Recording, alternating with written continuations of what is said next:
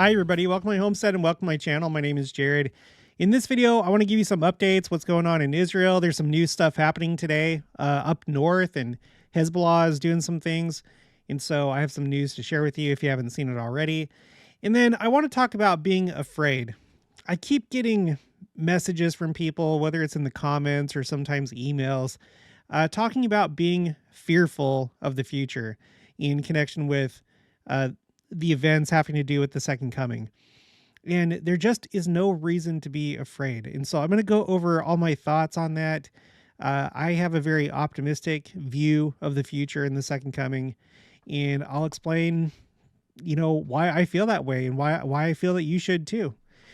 So first, let's go ahead and look at what's happening in Israel. The news that I've seen today is there have been multiple rocket attacks from the north, which is unusual. During this war, the vast majority of attacks have come from the Gaza Strip. And they've primarily, let me go over here. They've primarily been launched like along here, along the western coast of Israel, Ashkelon, Ashdod, Tel Aviv, and then some have come over here to Jerusalem. But the vast majority are aimed, I would say, at Tel Aviv. And then these smaller cities down here, and then around the Gaza Strip itself, these smaller communities. Well, there have been sporadic, rocket alerts that have gone off up in the north, presumably rockets from Hezbollah. But today, there were a lot, relatively speaking. There was 1, 2, 3, 4, 5, 6. 6 within the last 24 hours in the north. And it looks like this one is the largest. Let me just zoom out so you can kind of see it. Here's the Sea of Galilee right here. Tel Aviv is down here. So it seems like things are starting to kind of heat up in the north, which is concerning because if Hezbollah enters this war full on, then it's going to be the next big escalation and draw the region closer to a regional war. That's the concern. So there's been a lot of activity up north, but not only that. I don't know if it's because of this right here. This is from Israel Radar. For first time since Gaza war started, no rockets fired at Israel during primetime news hour. I've wondered the last few videos, how much longer is Hamas going to be able to keep, launching rockets, either because they're like running out of rockets or they're running out of personnel because Israel is there. They're invading the Gaza Strip. They're killing them. They've been killing them since the war started. How many more fighters are left? How many more rockets are left? How many more of the assets you need to launch rockets? How much more left is there of that? So I don't know if this is a sign that they're starting to lose strength, like in a big way, to where they're having a hard time launching rockets now. I don't know, because if we go back here, there have been kind of like the normal amount of rocket attacks from Gaza. There was kind of like a lull, however. It was like earlier this morning I was looking at it and I was like, wow, they haven't launched rockets for like 8 or 9 hours. But they are still firing rockets. The most recent one was 19 minutes ago at the time that I'm recording this at 2:22 Central Time. Let's take a look at that really quick. And it was on Ashdod, the Ashdod area, which is south of Tel Aviv, north of the Gaza Strip, and north of Ashkelon. So anyway, they're still going, but this account, Israel Radar, takes note that there weren't any fired during primetime news hour yesterday, November 1st. Okay. And then we got this. These are pictures from a northern attack, one of these northern attacks by Hezbollah. OSINT defender, damage to several buildings and cars in the northern Israeli city of Kiryat Shmona due to Hezbollah rocket impacts. And this is a little bit more dramatic than some of the things that we've seen. There's a bunch of fire, a car that's like completely destroyed right here. So, all right, let's move on. I've got two maps to look at. So this map is put together by this person, Levent Kamal. And according to this map, Israel has now reached the sea and cut off both of the main roads that connect Gaza City with the southern part of the Gaza Strip. There's this road right here, and then there's this road called Al Rashid Street that runs along the coast. So it's a pretty significant development. I've seen a bunch of accounts talking about the fact, a bunch of accounts saying that the Palestinian Authority said that they reached the coast and cut off both of these main roads. So anyway, this blue area obviously is supposedly where Israeli troops are and have control of down here and then up north. And now it's all connected, whereas the last time that we looked at this, it wasn't. And they pretty well have Gaza City in the middle here surrounded. I've also seen reports of like naval bombardment of, positions on the land. So this is according to this guy, Levent Kamal, and it seems like there's a lot of other accounts backing that up. If we go to the Institute for the Study of War, it almost looks like that. Now, the date that they have on here on the website is from yesterday at 2 p.m. Eastern time. So I don't know if they were to update it right now, if it would look more like this map right here. But you can see it's actually kind of close. So as of yesterday, they were pretty close to getting to the sea and taking control of this road. So interesting developments. Okay, now let me see what I want. No, let's save that for. I should have had that move back there. There's this video that's come out. Lebanon is preparing for a speech by Hezbollah Secretary General Hassan Nasrallah tomorrow, and this is making some news because, you know, who knows what he's going to say? Is he going to officially say that Hezbollah is going to go to war with Israel? What's he going to say? I don't know. There's a big Palestinian flag back there hanging from that building. There's lots of chairs set up. Up on the stage, you have an image of the Dome of the Rock. If you can see it right here where my mouse is. Oh, thank you for zooming in. It's right here. Hopefully you can see that now.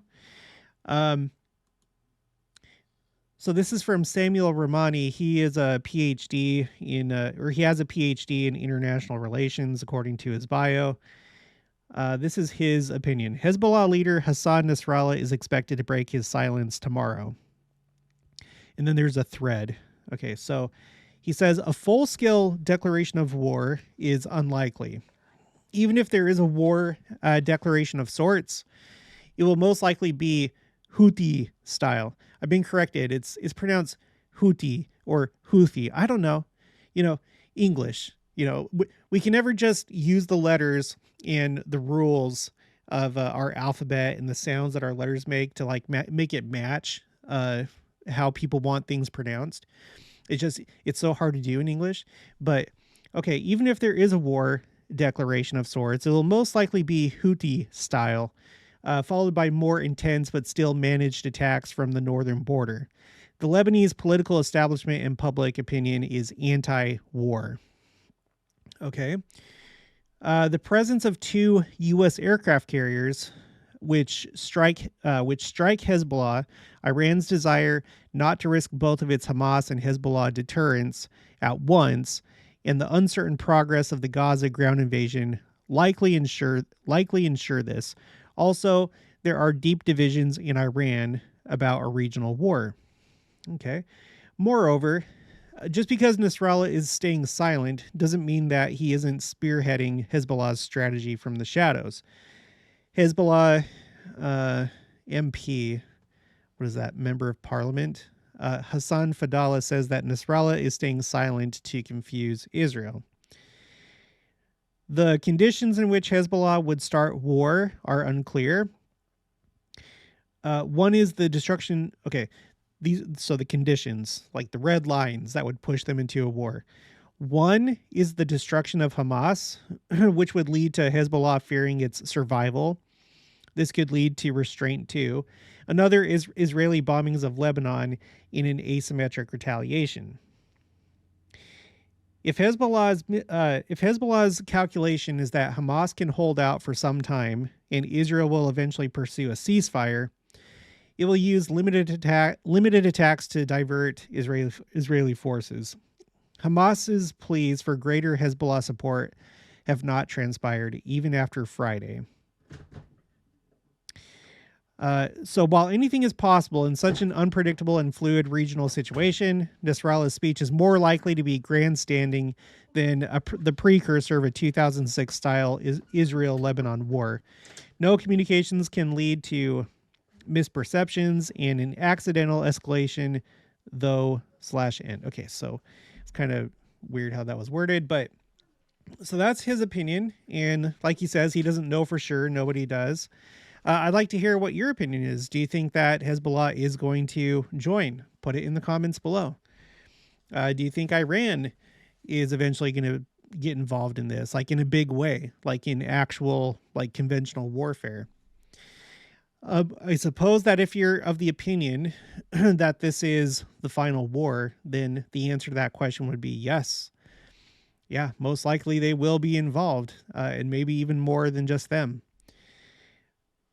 I tend to think, just trying to use, logic and common sense.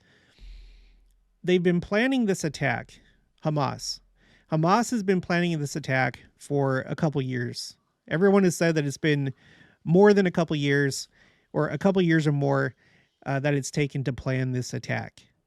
And there's also been a lot of people saying that Iran was involved in planning it and lend support to it.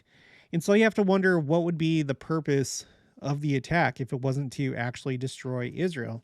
That's the way that they made it sound. I don't know if it was all just kind of like propaganda, but in the early days of the war, there was like all this like talk about destroying Israel and, this is Al-Aqsa flood or Al-Aqsa storm. Everyone needs to like center this whole thing around the Temple Mount and defending it and getting rid of Israel and destroying Israel.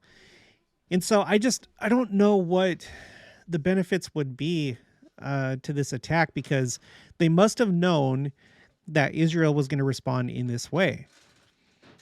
So, like, if Iran knew that Hamas was going to do this, would they be like, no, like, yeah, do that, but they're going to kill you? Or would Iran be like, yes, do that because we have this grand master plan. This will be the first phase. What they are going to attack you, but we need them to attack you because we need the justification, in front of the rest of the world to come in, and we'll come up the rear and finish the job. I feel like that's likely. Because Hamas is an important asset to Iran. They need Hamas. I don't think that it would be in their interest to have Hamas, do this suicide mission and then they're left with nothing. I mean, does that make sense to you? Or do you think that they thought it was supposed to go a different way, that Israel would not respond this strongly? And in case you don't know, the response of Israel is that they're going to destroy Hamas completely. That if you're a member of Hamas, you're a dead man. That's what Benjamin Netanyahu said. So I'm just trying to figure out, what did Hamas think was going to happen? And if it was planned by Iran, what did Iran think was going to happen? And if this was planned for years and it included Iran, then there's probably more that they have planned. I don't know. That just makes sense to me. I guess we'll see. What happens. So we'll see if he's right. We'll see what happens tomorrow in this speech. All right, so let's go ahead and move on here. Israel War Room. Hezbollah threatens Israel.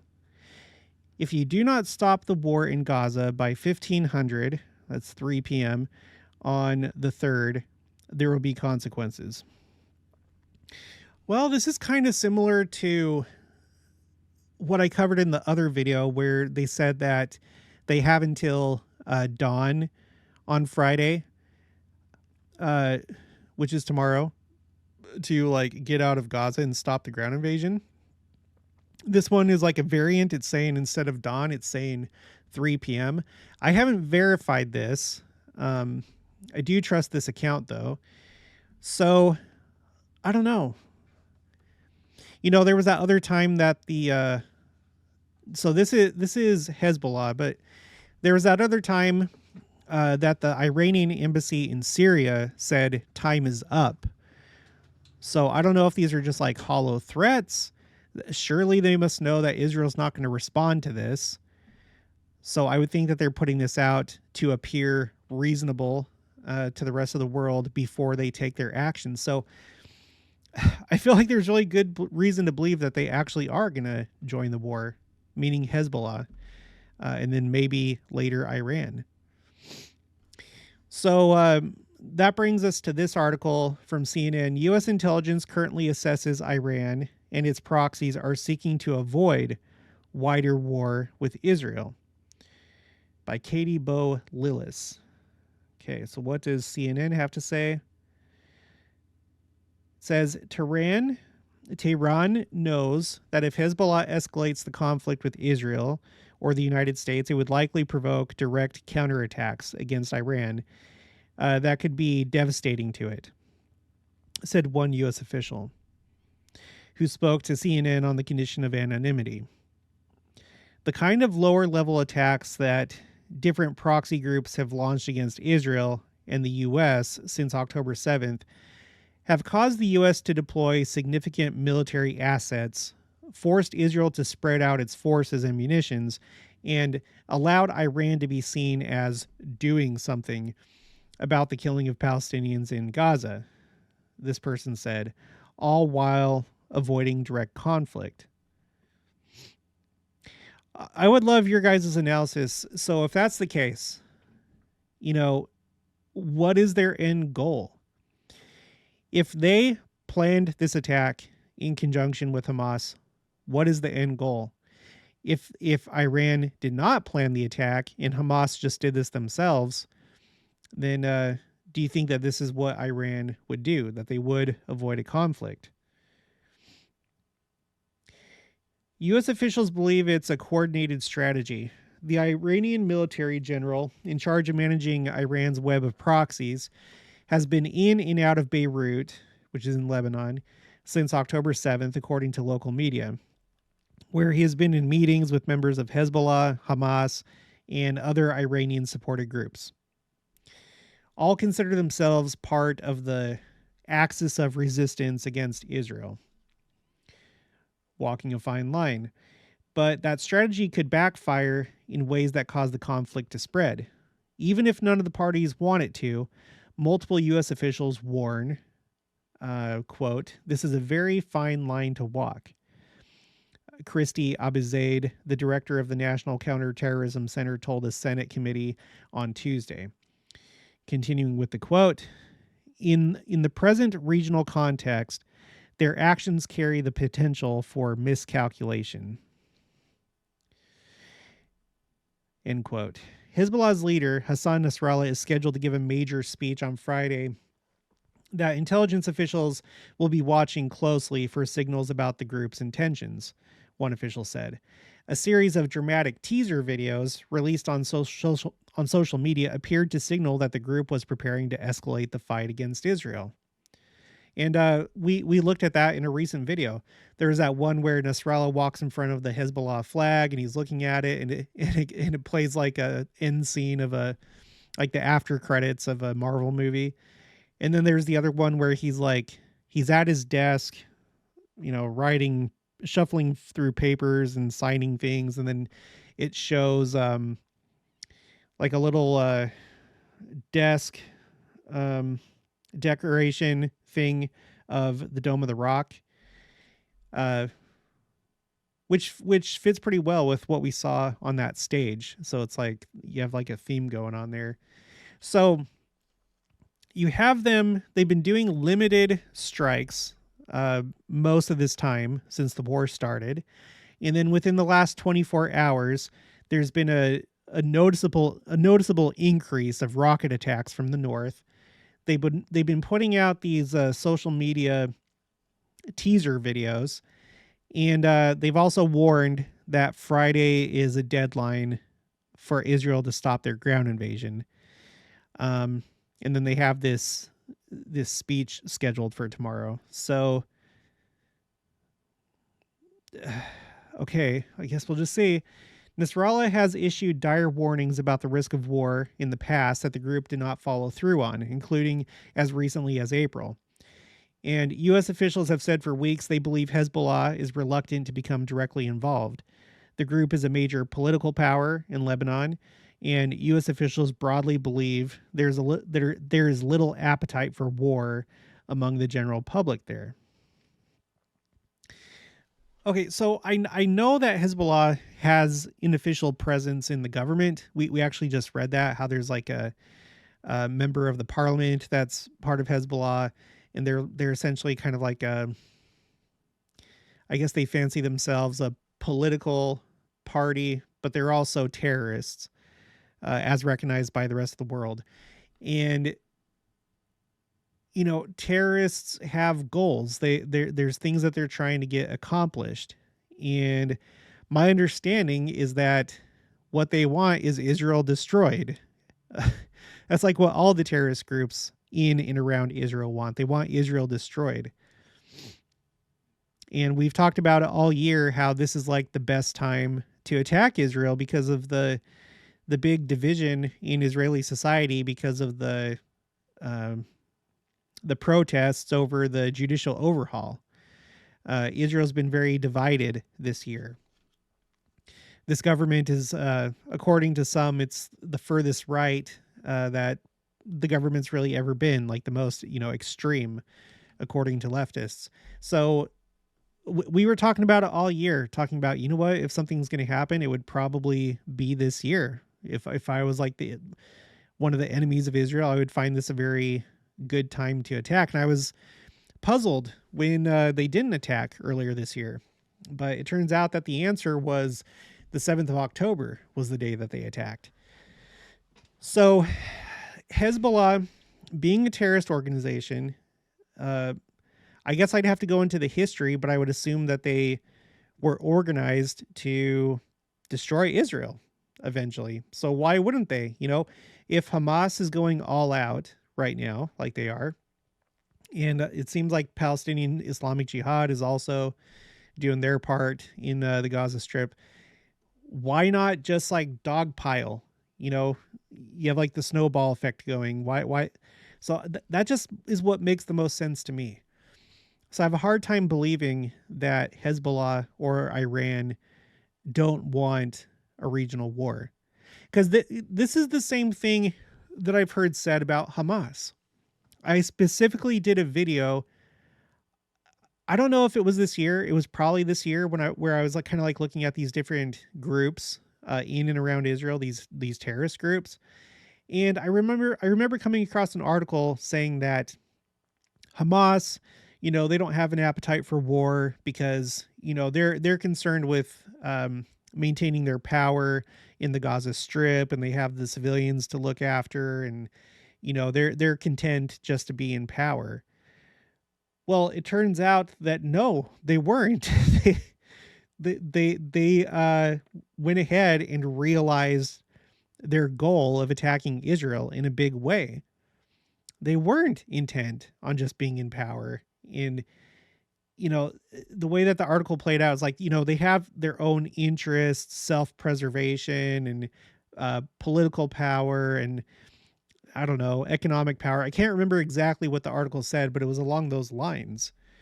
So if the experts were wrong about Hamas, maybe they could be wrong about Hezbollah and Iran. It's my understanding that everyone's been so concerned about Iran for all these years since the Islamic Revolution, because they've talked about many times how they want to destroy Israel and wipe Israel off the map. And to that aim, they've been developing nuclear weapons, which last I checked, they're supposed to be able to produce enough material to create a nuclear bomb this year. However, I've also seen, I feel like I've also seen that they don't have the technology to like actually um, mount it onto a missile. I'd have to like double check on that, but the last I saw, they should be able to have enough material, I guess enough uranium or whatever, to create a nuclear bomb. So anyway, continuing. So far, Hezbollah has acted with some restraint, despite possessing an arsenal of as many as 150,000 rockets, as well as precision-guided munitions. It has done little more than trade rocket and artillery fire with Israel across the border. Still, those clashes have been more intense than any since the group last went to war with Israel in 2006. And I think this is the last part that I want to read. Iran is publicly stating it does not want the war to widen. Oh, well, if they're publicly stating that they don't want the war to widen, then it must be true. Tehran itself faces a similar dilemma, analysts say. Iran has praised the October 7th attack on Israel, but officials are now saying publicly that they do not seek a widening of the war, and warning that the situation risks spiraling.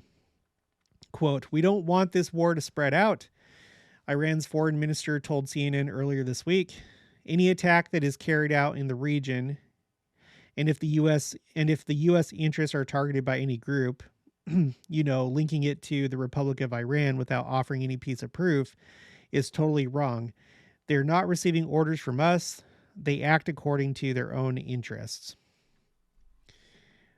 Well, I don't know. I don't think that I trust that. That may be true to some extent, but when it comes to making big moves like attacking the US or Israel, I don't think that's true. Maybe like how they like organize themselves, maybe some of their like secondary goals, whether it's political or whatever, maybe they like, act autonomously in that sense. But as far as like the big players, US and Israel, I don't know. I have a hard time believing that. So only time will tell.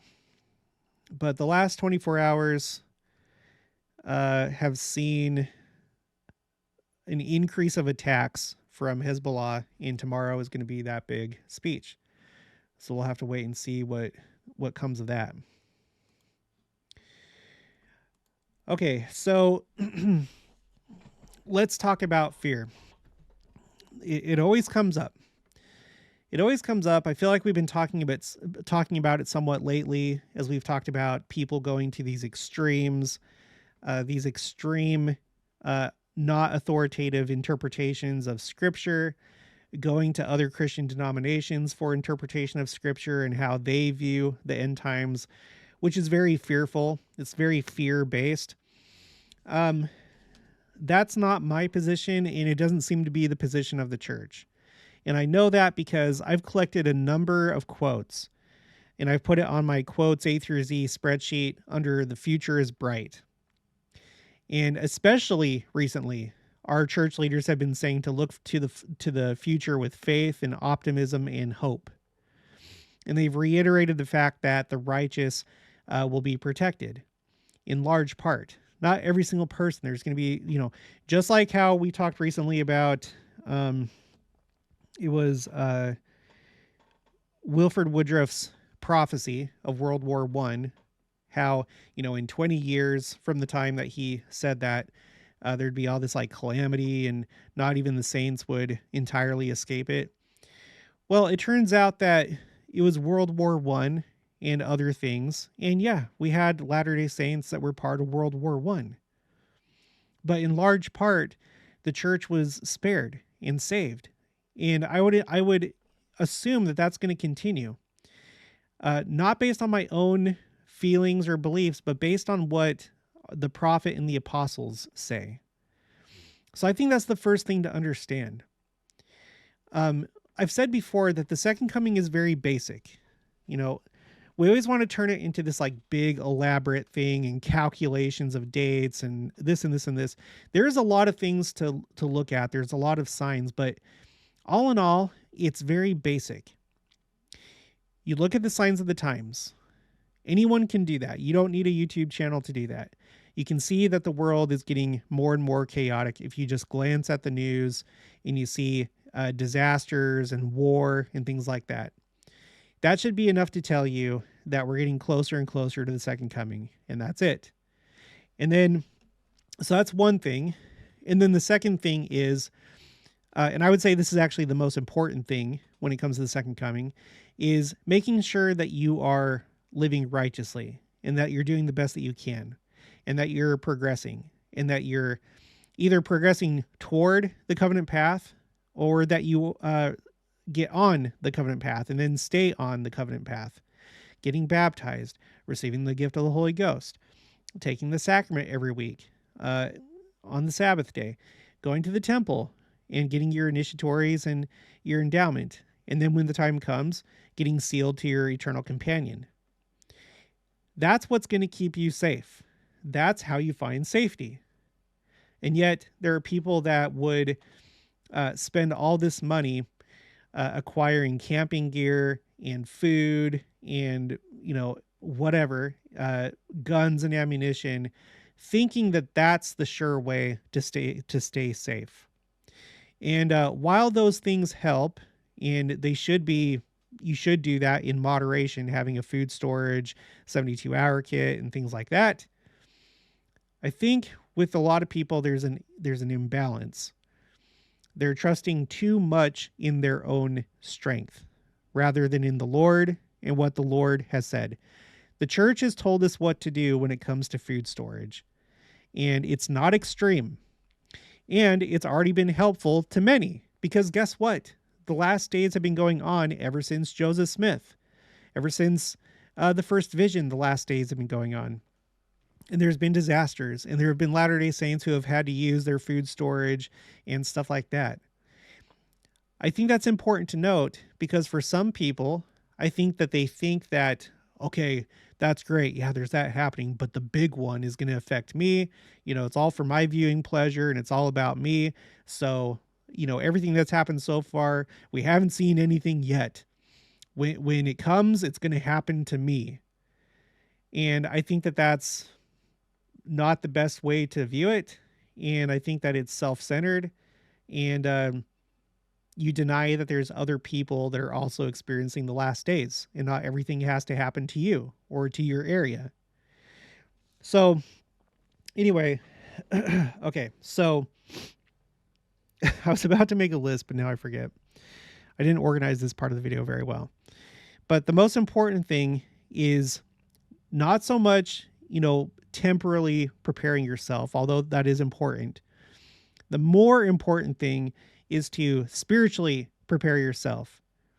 And you do that by reading the scriptures, praying, going to church, and progressing down the covenant path. They've said time and time again, the general authorities have said time and time again, that's where safety is. And it's not about going on foot or by bicycle or by handcart or donkey or whatever to Jackson County, Missouri. That's not the plan. It's not the plan. In the early days of the church, yes, you had to go to where the church was because that's the only way that you were going to get your temple blessings. Elder Bednar recently talked about that, and I did a video about it, and I have his quote on my spreadsheets. It's about being a temple people. It's about receiving your endowment and being sealed and all that stuff. Where you live is where you are called to gather, and it's to gather to your local stake in Zion and then to your temple.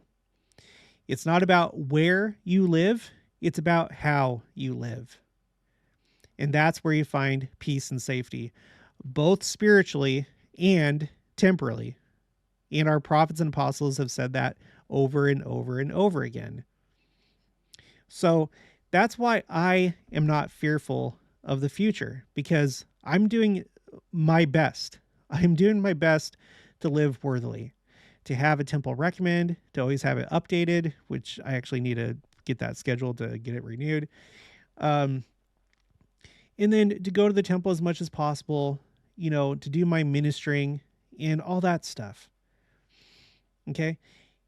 By doing those things and doing the best that you can, I think you can feel pretty assured that you're living righteously. And therefore, you take yourself out of the category of people that are not living righteously, and you put yourself in the category of people that are living righteously. And therefore, you have the promised blessings spoken about in the scriptures and also by modern day prophets and apostles.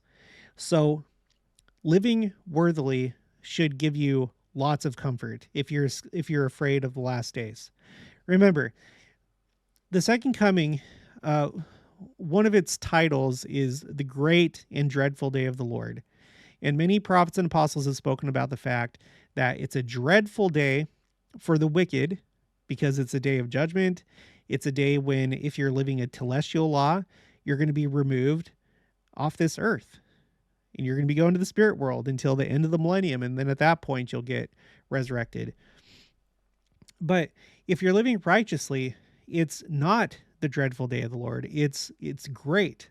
It's going to be great for you because all these horrible things that are happening in the world are going to come to an end.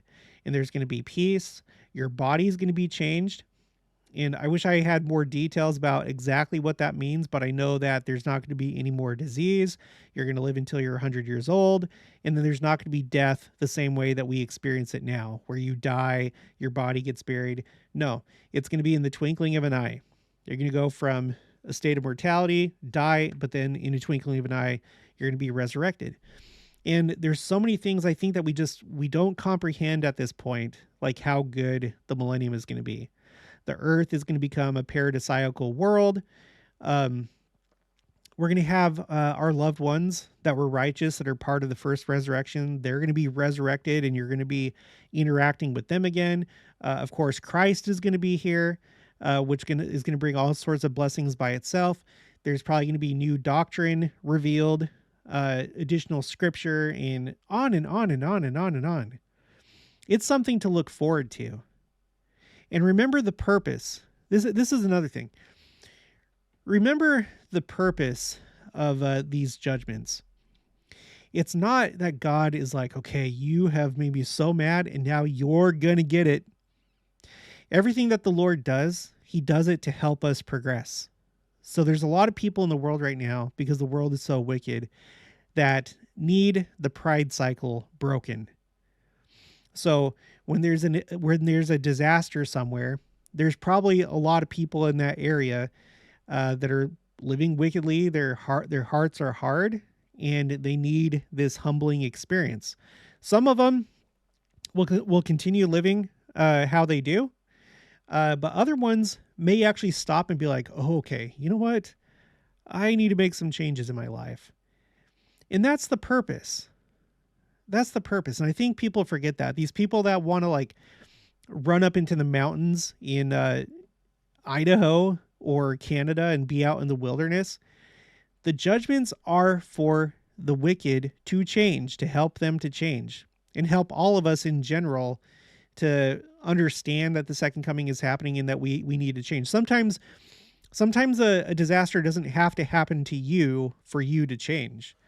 Sometimes it may happen to someone that you know, or it may not even happen to anybody that you know, but you see crazy things going on in the world. And that's enough for some people to be like, you know what? I should probably change. I probably need to make some changes in my life. It's pretty apparent that the Lord is not happy with the world. Okay. So that's the proper perspective when it comes to the judgments. It's out of love. It's out of mercy. And time is running out. It's to help as many people as possible make that change in their lives before it's too late. So the righteous are going to be blessed, and they're going to live in peace, and in large part, they're going to be preserved. Okay? That doesn't mean everybody. There's people that go to war that are Latter-day Saints. There's people that catch diseases that are Latter-day Saints. So not everybody gets spared, because everybody has their own individual plan for their life. The Lord has a plan for everybody, so it's okay. But he's going to preserve his people. Doesn't that just make sense? Isn't that just common sense that he would preserve his people, the people that are part of his kingdom, because he needs a kingdom to be around when he comes? So another thing, I think it's important to keep in mind that Satan wants you to be afraid. Fear doesn't come from the Lord. He doesn't want you to be afraid. Satan wants you to be in a state of fear. So if you're fearing the second coming and you have these like wild ideas of what's supposed to happen, it's probably not coming from the Lord, because that's not how the prophet and the apostles talk. They don't talk in a fearful way. They do give out warnings, and the warnings are spiritual, but it's probably Satan that's having some kind of influence on you. Whether that's like directly, like he's personally like attacking you spiritually, or it could be through other people that are in positions of influence, whether it's authors or YouTubers or people in the world, maybe people at work that Satan works through, because he knows that he can manipulate them, and through manipulating them, he can get to you. So don't let Satan get to you. I think another thing to understand is that, again, there's this tendency, and George Buchanan addressed this in that talk that I've read a million times over, where he talks about how the Latter-day Saints, like some other people, tend to get these like extravagant ideas when it comes to spiritual things. The miraculous, the supernatural, like the cinematic. Don't think that way, because that's not how things typically happen. And even when they do happen, I'm not so sure they would be so pleasing to the senses as you think they would be. I would not be surprised if you went back to the time that Israel was being led out of Egypt and the Red Sea was parted. I wouldn't be surprised if it wasn't as spectacular as you think it was. Like with, like it's depicted in the movie 10 Commandments with Charlton Heston, with, just dramatic, lightning in the sky and two huge walls of water. And I've heard explanations, or people that have theorized that there's like, I'm not going to be able to word it very well, but essentially there's times where there's like a certain part of the Red Sea that'll kind of like dry up, or it'll separate because of like winds or something like that. And maybe that's all that it was. Maybe during that time, at Moses' command and through the priesthood, he had that event happen, and it happened. But maybe if you were there, it'd be like, oh, wow, that's lucky that it worked out that way, thinking that it was just some natural occurrence, when in reality, it came at the command of Moses when the Lord told him to. There's just like all these different things. Like we always like, it's almost like we're like conditioned to think about things in a cinematic way. I don't know if it's because, we live in an age where we have all these movies, and the movies are getting more and more ridiculous with CGI and stuff like that. You go in the theater before the movie starts, you have the trailers that play, and because they're trying to sell you a movie, they try and make that movie look as cool as possible. And like, they do a really good job sometimes like the music is just like spot on, and the timing and the rhythm of the trailer, and I wonder if sometimes that rubs off on people, and they view, prophecies having to do with the second coming in that same light. But I already have a few quotes talking about how the Lord prefers to do things in natural ways. And sometimes it's boring. It's boring to the natural man. Like, yawn. This is what it means. So avoid extremes. Don't be an extreme person. President Nelson is not an extreme person. Elder Bednar is not an extreme person. None of them are. They don't talk in extreme ways. There's this one time, another boot camp story. I promise that I did more than just what was in boot camp. It's just boot camp was pretty eventful. There's one time in boot camp, I didn't get yelled at a whole lot, like individually, like me personally. I was good. And I was more mature, I think, than the other soldiers. I was older because I joined the Army older. So a lot of them were just like right out of high school. Some in their like early 20s. I was in my late 20s. So, but I didn't get yelled at a whole lot. But I did kind of one time. We were doing morning PT.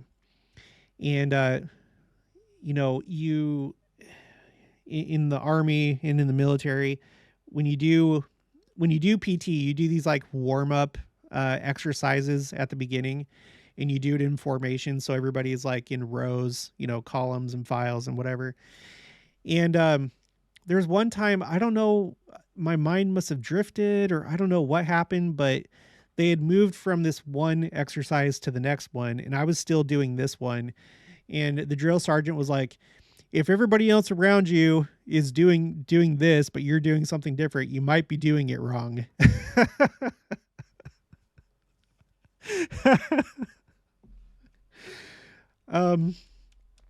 And so in that moment, I was like off in la la land, I guess, and hadn't heard or noticed around me what everybody else was doing. And my message here is not like strict conformity, but we are part of a church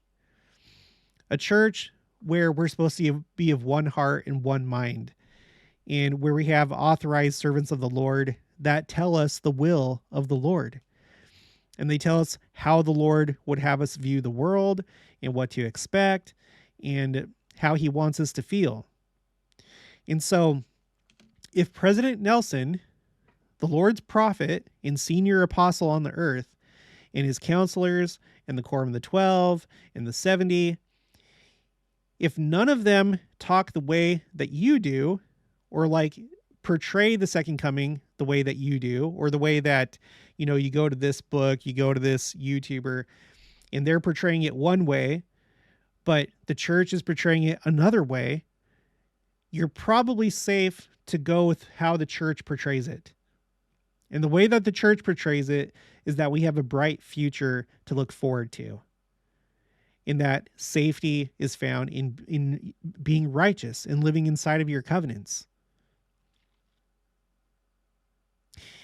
Look for those disconnects. Look for those disconnects and have your priorities straight. It's the whole idea of a foundation, right? Christ is supposed to be our foundation. And along with that are the scriptures, but also the apostles and the living prophet. That's where you find the source of truth. That's the most authoritative source of truth. And so if there's a disconnect between the living prophet and apostles and someone over here that's going off on some ridiculous theory, you probably better just bring yourself back over here and follow the lead of the prophet. I'm sure that he knows better how things are going to happen. And we can't just cherry pick. We can't just choose, here and there. Oh, I like this out of this book. Oh, I like this particular scripture. Oh, there's this one quote in the Journal of Discourses. The Apocrypha. Nobody ever talks about the Apocrypha. I'm going to go over here. You can't cherry pick. It all has to work together. And it's been said, there's a quote, I think it was by Boyd K. Packer, where he says that scriptures they balance each other out. Some people will go like just with one very strict interpretation of one scripture, and then that suddenly trumps everything else. And that's not the way that the church works. It all works together. It's all harmonious. So I don't know what to tell you other than that. Just a couple more thoughts. It's very important. Listen to me. It's very important to learn. It's important not to plateau and to not be dumb.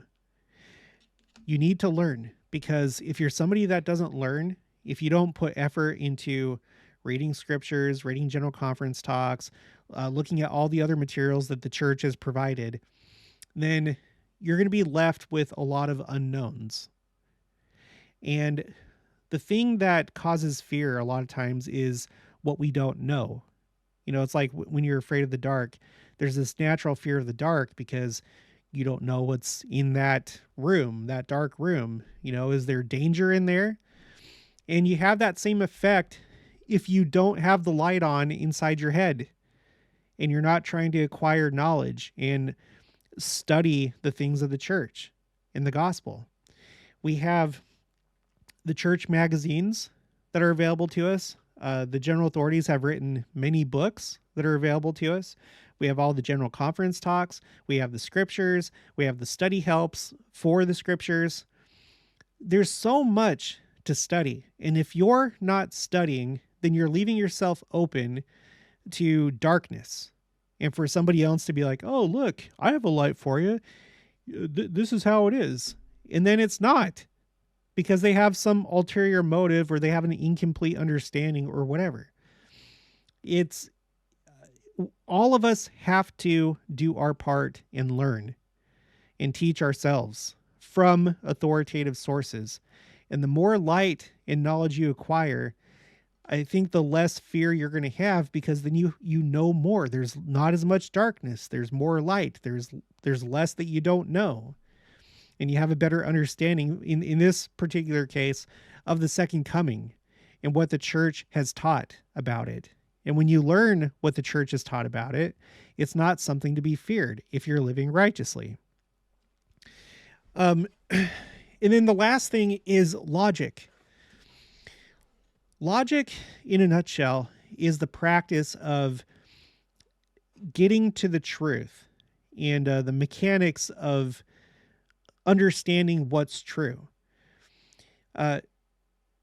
For lack of a better example or term, it's essentially making sure that everything works together, because truth is truth.